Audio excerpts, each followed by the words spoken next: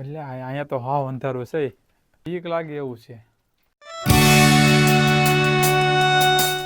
Hello મિત્રો, જય માતાજી, જય શ્રી કૃષ્ણ, હર હર મહાદેવ. તો મિત્રો ફરીથી લઈને આવી ગયો છું તમારા માટે એક નવો વ્લોગ.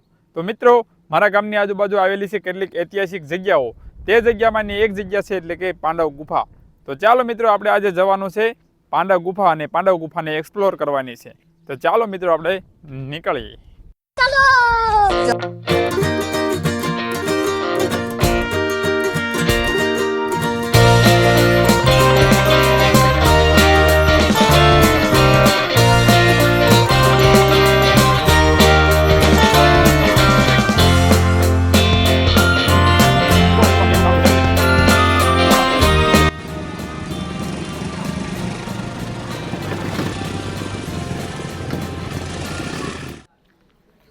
તો મિત્રો હું પહોંચી ગયો છું ગુફાએ, તમે જોઈ શકો છો. પરંતુ અંદર જતા પહેલાં આપણે અહીં હનુમાન દાદા આવેલા છે. હનુમાન દાદાને આપણે પગે લાગશું અને પછી આપણે જઈશું ગુફાની અંદર.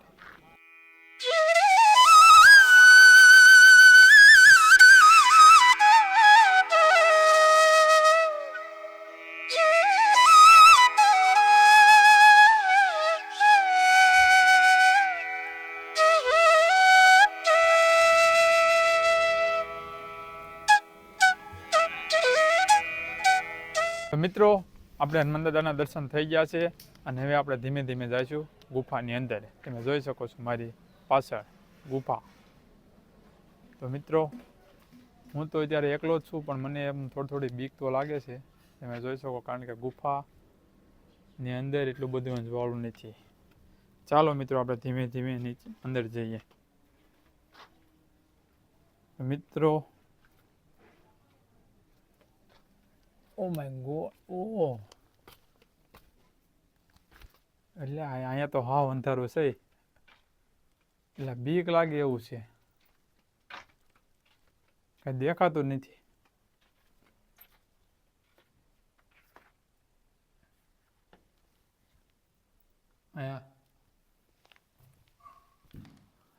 અહીંયા બાપુનો ધૂણો લાગે છે. જો નિમેશગીરી બાપુ અને જય ગુરુદત્ત. અને અહીંયા કૂતરાભાઈ સૂતા છે આરામથી, તમે જોઈ શકો.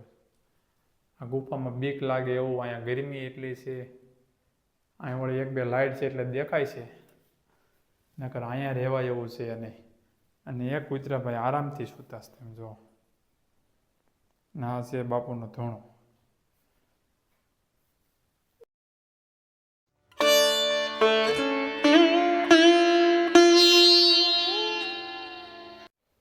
ચાલો મિત્રો આપણે ધીમે ધીમે બહાર નીકળી જઈએ, કારણ કે આ ગુફાની અંદર તો બાપા છે ને, આમાં અવાજ આવે. જો આમાં ગુફા એટલી જ છે, જો આની અંદર કઈ લાગતું નથી. એના આ કોતરું હોય એવું લાગે છે, ઉપર પાણા પડે એવું. ચાલો મિત્રો આપણે ઘાયન ઘા બહાર નીકળી જઈએ, કારણ કે અહીંયા લાગે એવું છે બીક.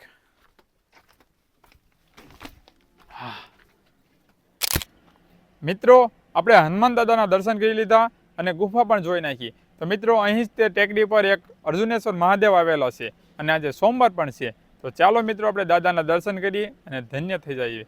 ચાલો.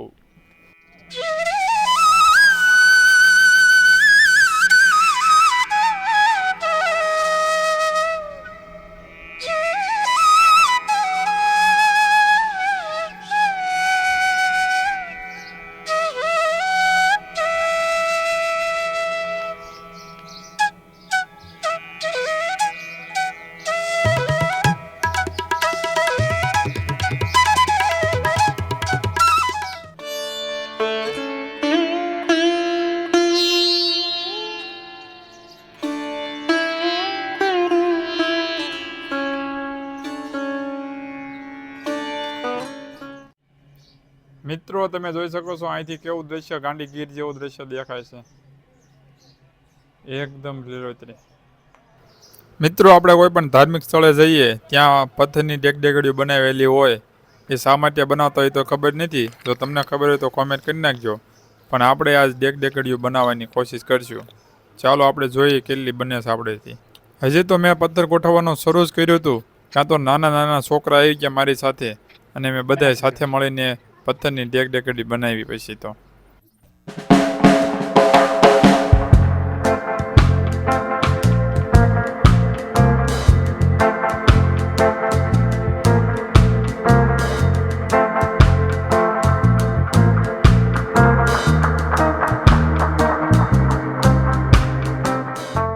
તો મિત્રો આપણે મસ્ત મજાના મહાદેવના દર્શન પણ કરી લીધા છે અને હવે આપણે જવાનું છે ઘર તરફ.